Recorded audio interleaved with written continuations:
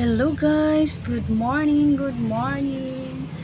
So, ang aga ko ngayon nagbabalot ng mga lotion na i-deliver ko mamaya.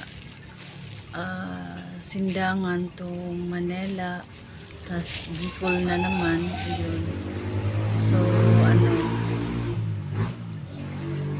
happy ako kasi marami akong order.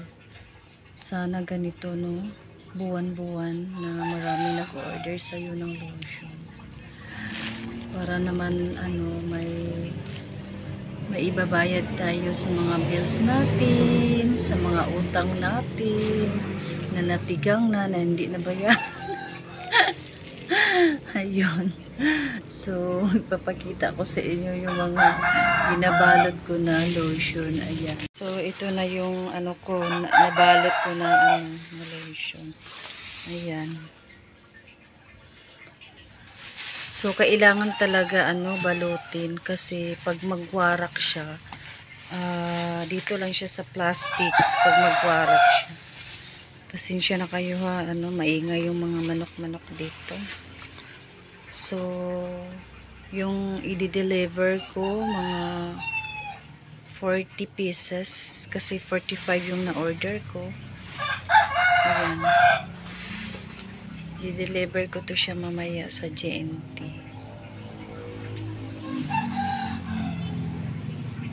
So, mayroon pa doon sa loob. Ayan. Tapos, din to sa JNT mamaya, balutin din. Pinapabalot-balot ko talaga kasi may customer ako na nagrereklamo na pagdating doon sa Maynila, nag-crack yung nilalagyan. So, nag-ano yung lotion. So, inaano ko na lang siya sa plastic kasi pag magwarak yung nilalagyan ng lotion, so dito lang siya mapunta sa plastic, so hindi siya nasasayang. Ayan. So, tuloy-tuloy na ako magbalot. Babalutin ko to siya. Tapos, yun. Mamaya aalis ako. So guys, hanggang dito na lang ako guys. Thank you for watching guys. Ayan, wala na kasi akong ma-upload. Kaya pinapakita ko na lang sa inyo. Bye! Thank you for watching. Shout out pala sa It's a Thai.